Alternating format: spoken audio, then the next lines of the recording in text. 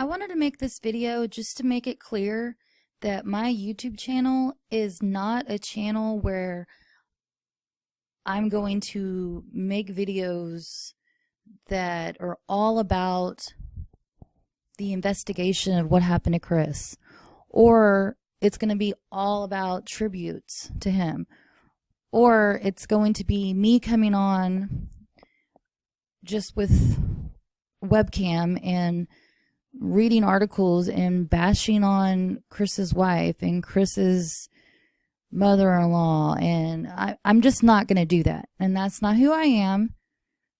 You know, and that doesn't, it's not particularly saying that I like these people or I agree with their actions without proof to back up those statements. I could say that I feel like so-and-so was responsible for Chris's death.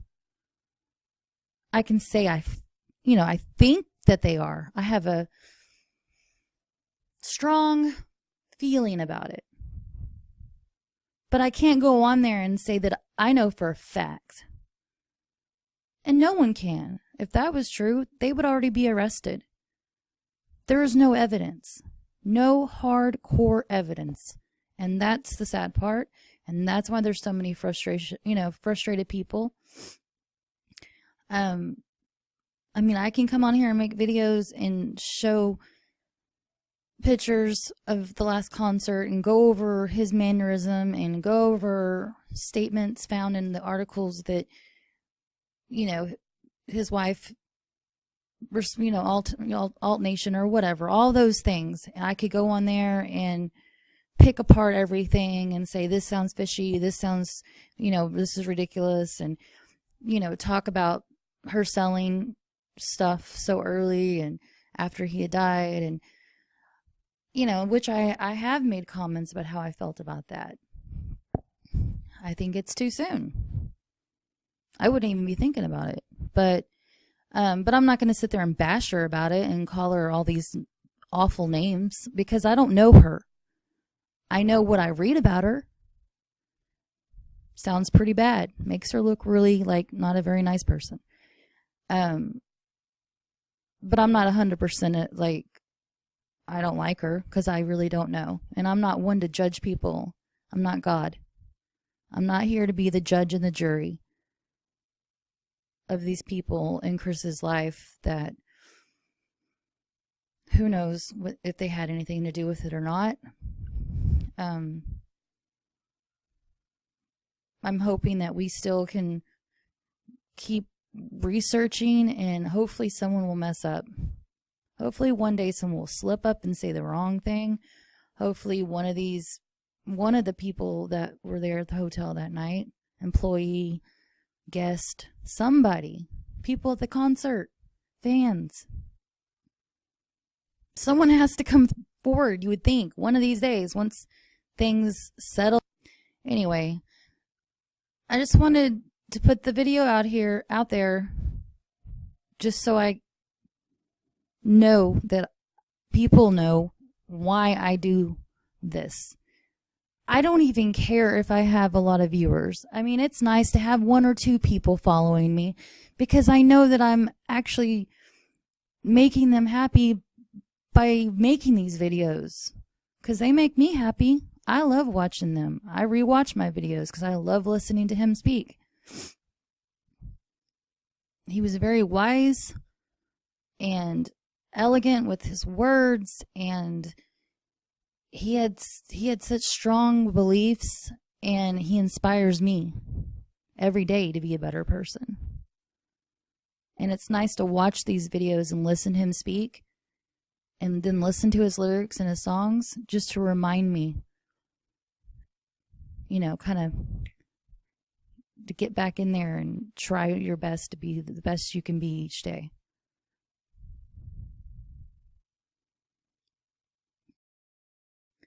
All right, now that I've said that, second part of what I wanted to say is I wanted to go back to the head trauma, which I did say that I do believe that there was head trauma after I think it was after the concert. I mean, it was in the 911 call. The EMT said it, so we know that they don't want us to think that. I mean, it wasn't in the autopsy, but they said it. So, but my thing is, people think that this right here was head trauma. Well, I've dissected this video so many times.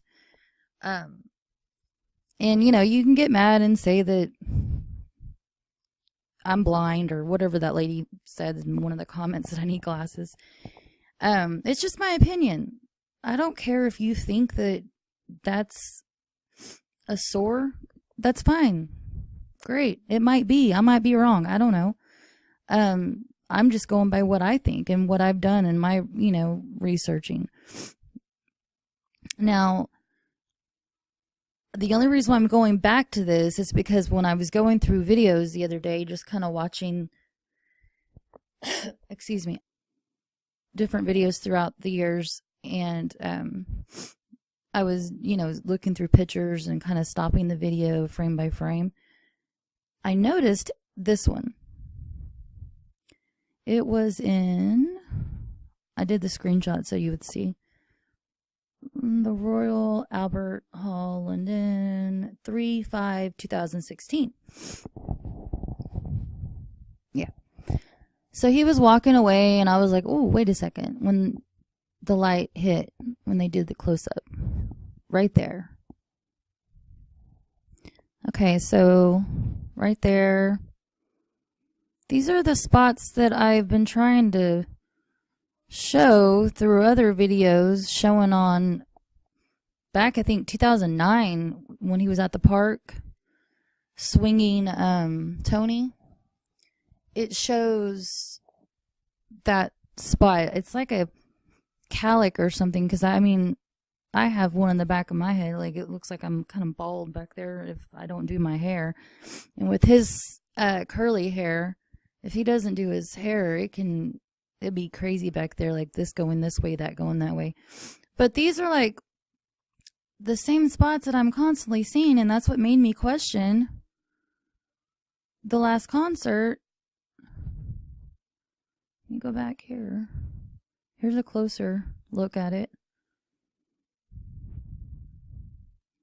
I mean, he's facing a different way. I mean, like right there, he's not like totally turned, but I still think that's kind of a lighting thing, because I already did that video, but I guess no. Well, some of y'all agreed, but not everybody. And then I don't know if you see that there. There's another spot. This was the last concert. His hair's like all over the place, like he didn't even do it that day, like I had said before in another video. Let me try to go through here.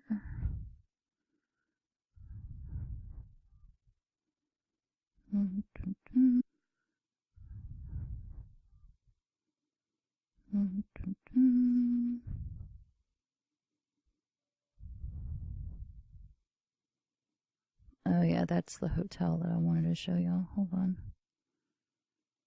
Anyway, I'll put it up here again just so y'all can see it. I have more images of the back of his head at the last concert, but they're on that other video, and I really don't want to pull it up. But y'all can go back and look if you really want to. Y'all should screenshot this stuff and then compare it. Anyway, what do y'all think about that? Let's see. All right, and then I found, because I was trying, because since I can't like get on a plane and go to Detroit and stay in the hotel in the same type of suite he was in and do, my own investigation, which I would love to do, but I have a family, I can't do that.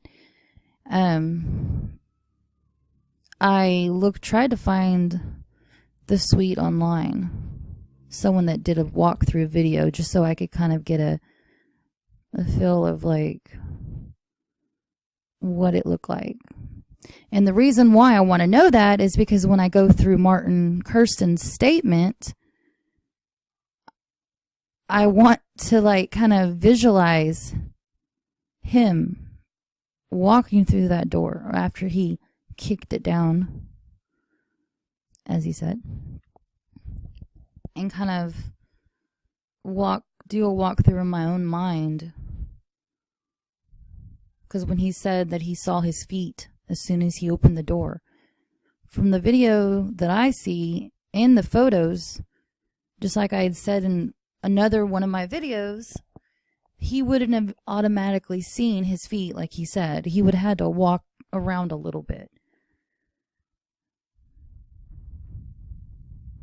So this is the entrance. The mirror right here. And then this is that lady, this lady on YouTube.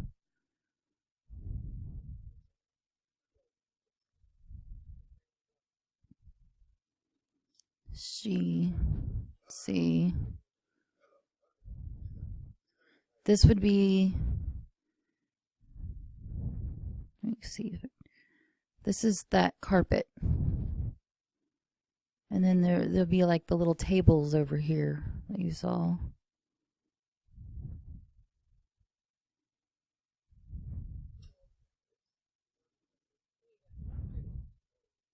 So hold on a second. So this is where the bar is, over here.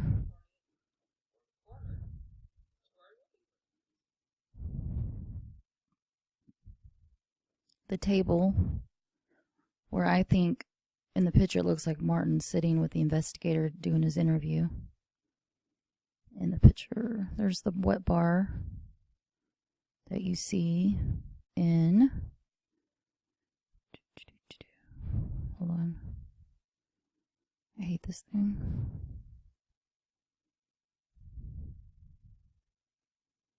Right there.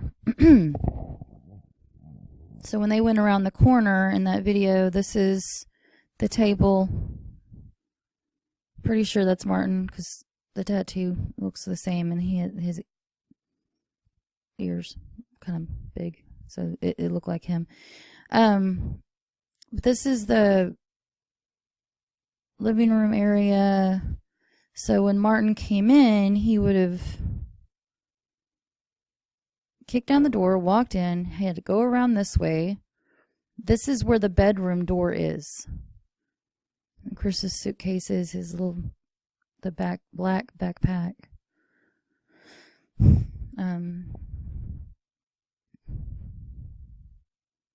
So he'd walk around this way.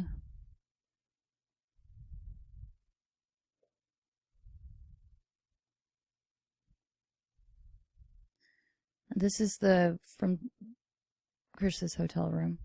So like I said, he would have to walk around this way. And I found out that this is either a closet or I think it had 2 bathrooms. So this is the first bathroom. So he would walk around this way. This is where the table is. And he would have had to gone over here. And he had said that this was locked. So he would have kicked that open. It doesn't even look damaged. It's my thing. Makes sense.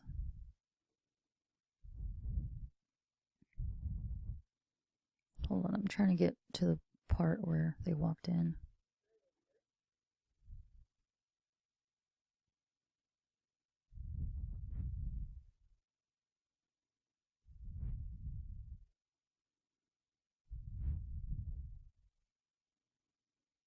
Okay, so there's the bedroom. That door's shut in the picture, TMZ picture.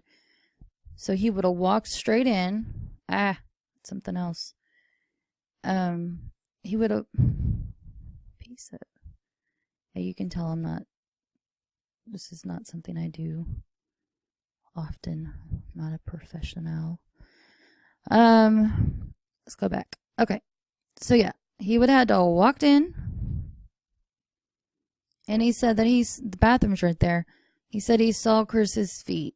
Chris's feet would have had to have been hanging out of the bathroom if he had seen Chris's feet. So that's frustrating. Anyway, my kids are screaming. Sorry if you hear that. Fighting. I don't know. What do y'all think? I mean, I'm sure you guys, a lot of people on Twitter, follow me on Twitter, and then some people make comments on here saying how they go over the scenarios in their head, like all the different scenarios that people say in their head. And this is I do the same thing, but this is the closest thing I can do, or I can get to without going to Detroit, is going through this video of it looks exactly the same as the pictures. This is a MGM Grand suite in Detroit. These people go through and show us the exact hotel room. Not exact hotel room, but you know what I mean, this same type of suite. So I can just walk through here just like this lady, the same way Martin Kirsten would have walked through, because she takes the same route. Well, she stops at the window, but she goes through here, and kicking the door down, you're going to have to walk in and then see him over here, even if the thing was switched around and the door was over here. Like, this is a corner suite, I think she said. You would still have to walk in to see the bathroom. His feet, inside the bathroom. And this video does go on to show the inside of the bathroom, but I wasn't going to do that quite yet, because I was more interested in Kirsten's walk going through here.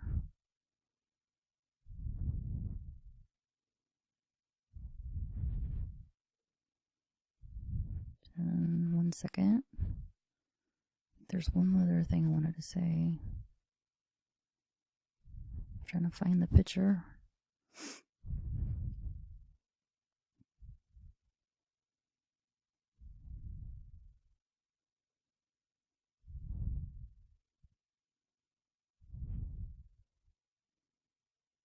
Hold on. These are some statements I was going to go over, but not right now. Dang it. Where's that picture? Anyway, it's the picture I just showed y'all of the door. With Martin Kirsten, I believe is Martin Kirsten, sitting at the table with the great Detective Weaver that had a wonderful, wonderful interview with Martin Kirsten, so detailed. But no, the bedroom, here's his backpack, that black backpack that you saw. Bedroom door doesn't look kicked in to me. And they couldn't say because they fixed it or repaired it like they said they did so quickly with the front door. Because this is the night it happened. Didn't have time to do that yet. And it's obvious.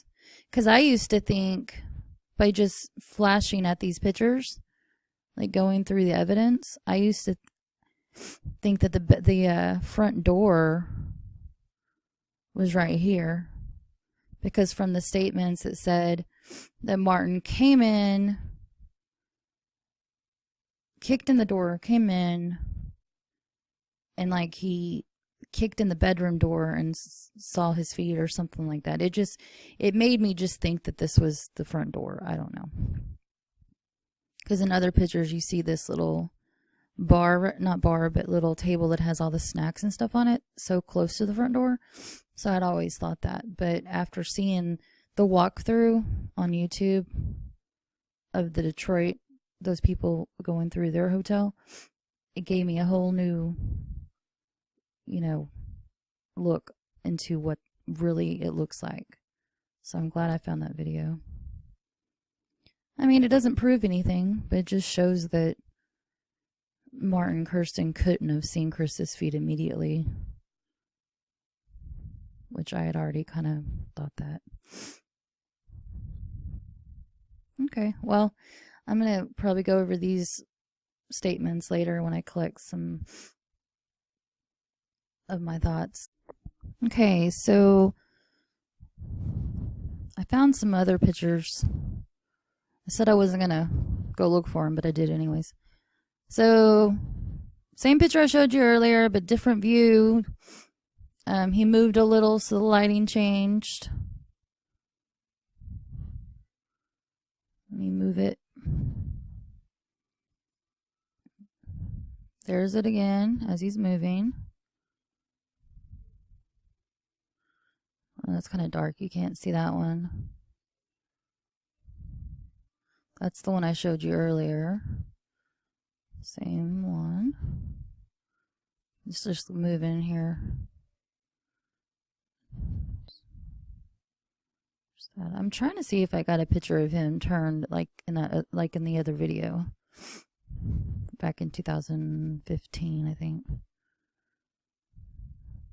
See, all I'm getting is side pictures.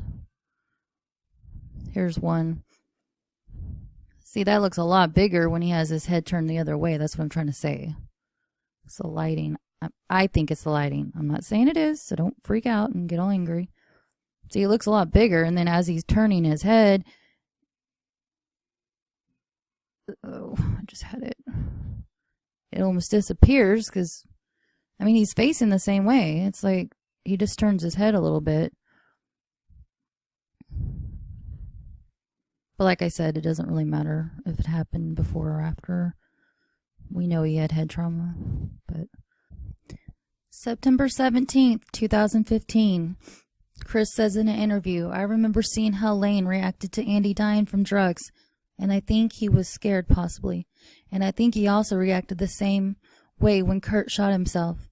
They were really good friends, and yet it didn't stop him. But for me, if I think about the evolution of my life as it appears in my song, in songs, for example, Higher Truth, is a great example of a record I wouldn't have been able to write when I was younger. And a part of that is, in essence, because there was a period of time there where I didn't expect to be here. And now, not only do I expect to be here, I'm not going anywhere. But I've had the last 12 years of my life being free of substances to kind of figure out who the substance-free guy is. Because he's a different guy. Just by brain chemistry, it can't be avoided. I'm not the same. I don't think the same. I don't react the same. And my outlook isn't necessarily the same. My creative endeavors aren't necessarily the same. And one of the great things about that is it enabled me to kind of keep going artistically and find new places and shine the light into new corners where I hadn't really gone before. And that feels really good. But it's also bittersweet because I can't help but think, what would Jeff be doing right now? What would Kurt be doing right now? What would Andy be doing right now? Something amazing. I'm sure of it. And it would be some music that would challenge me to lift myself up, something that would be continually raising the bar so that I would work harder too, in the same way they affected me when they were alive, basically. 2015, September. So a little over 2 years ago. His outlook was so positive. If it's true that he really did want to leave this world, which I don't believe, but let's go with that for the people that believe that he did commit suicide. What the hell happened? Who or what made his life so miserable that he couldn't take it here anymore? There's a few people I can think of that might have made his life pretty miserable. But I don't, like I said in the past statement, I don't think he would give up that easily. He'd be like, fuck that. Excuse the language. But yeah, he would, exactly what he probably would have said. Like, I'm not going to go out that easy. I'm just going to get rid of these people in my life.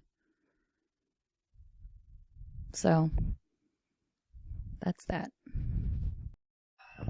All right, so I'm going to show you this video. I'm sure you've seen it, but I'm going to compare it to his last performance, just real quick, for all the people out there that make comments saying that he was effed up and something wasn't right on May 17th and his last concert, and he was all high and drunk or whatever. This is January 2017.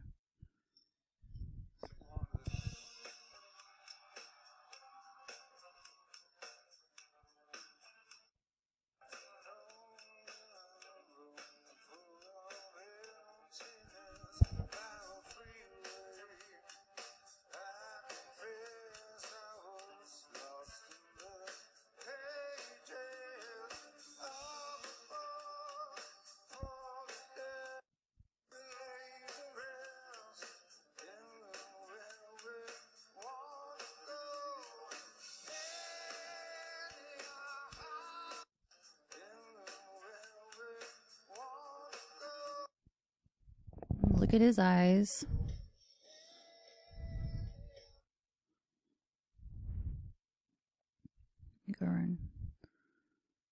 See?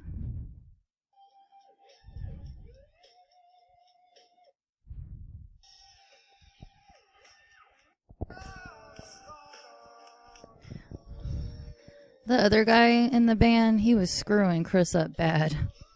They were not harmonizing well.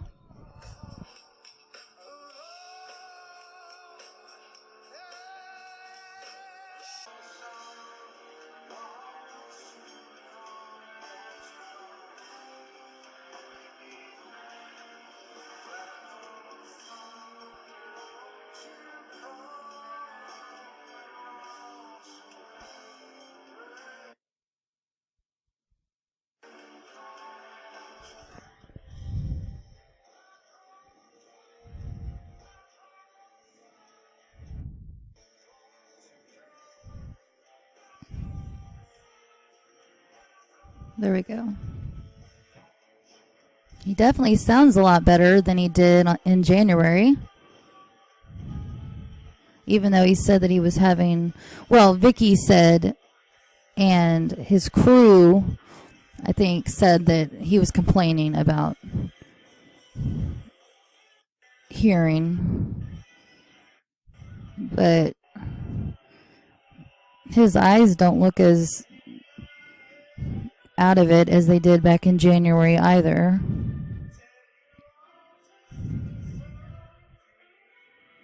So,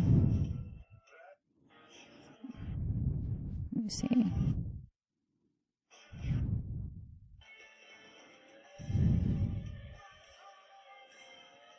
Then let me go to this one too.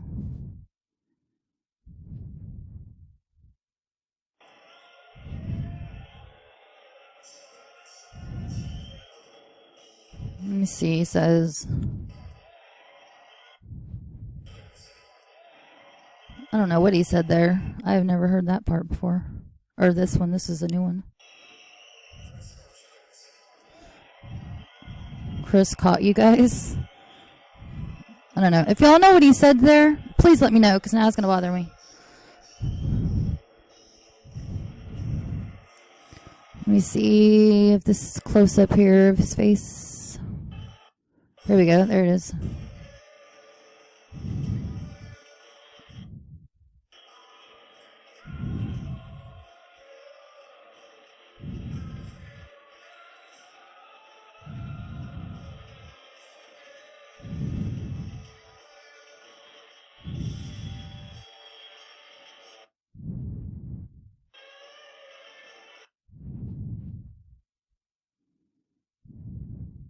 Internet.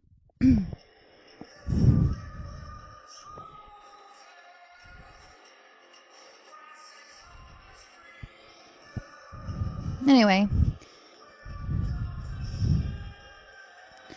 And I know it's just when he's talking to the audience too, his eyes look normal. He doesn't look like he's drugged out or drunk or anything like that. And he's speaking clearly.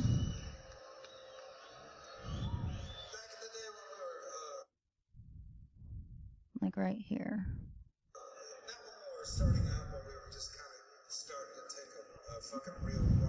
He just sounds totally normal.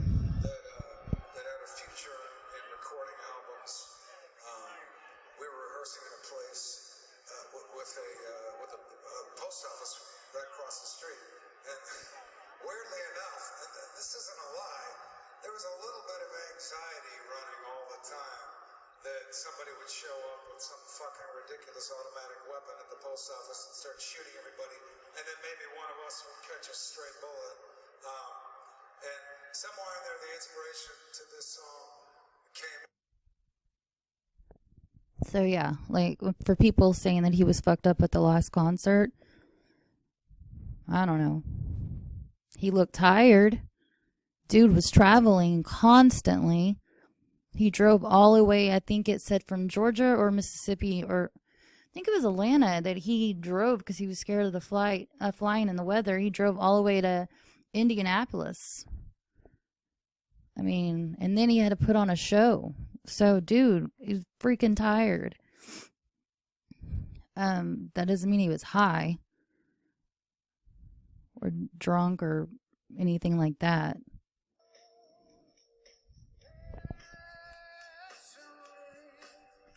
Now, back in January, I can't say that he doesn't look high or drunk here. And a lot of people made a comment about how his vocals were bad.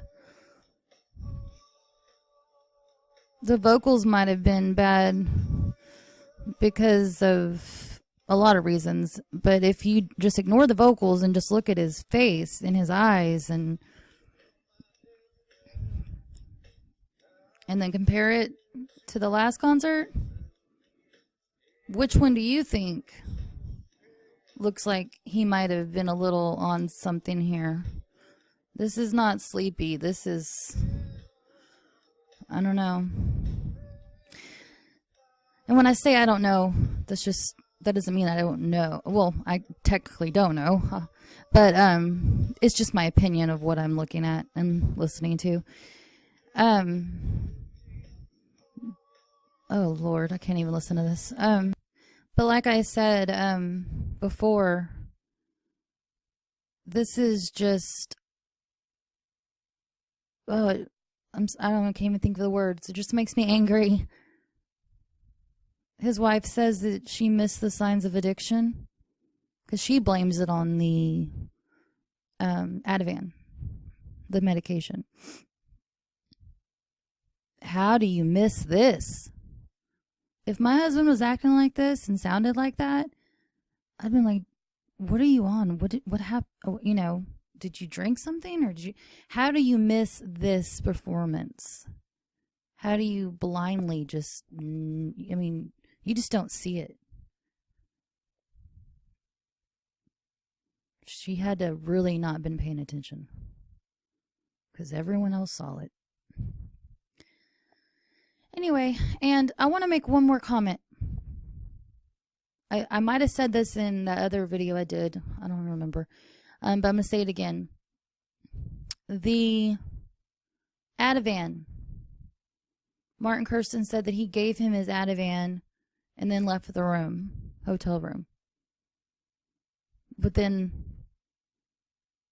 they found that, I don't know how to detect the prescription word for it, but it's the migraine medicine, Forset or something like that.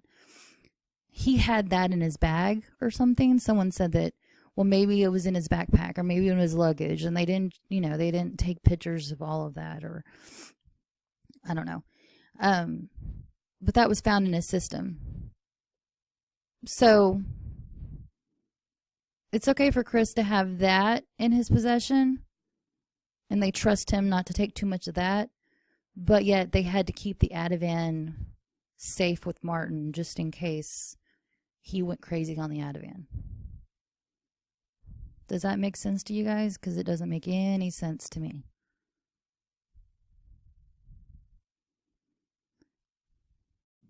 Hey guys, I wanted to share this with you just one more time.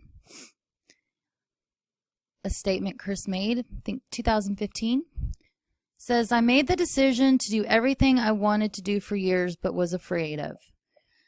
I felt like I couldn't really call myself a musician without being able to walk into a room with an instrument and entertain people with it. That was just me being afraid of it. I knew I could pull that off. I just had to have the balls to walk out and do it. It ended up being a rewarding thing because you have a totally different connection with an audience. It was important for me to confront the fear and a whole bunch of other ones. Does this sound like a guy that would just give up and be like, I'm done? I'm just going to kill myself? I don't want to do this anymore?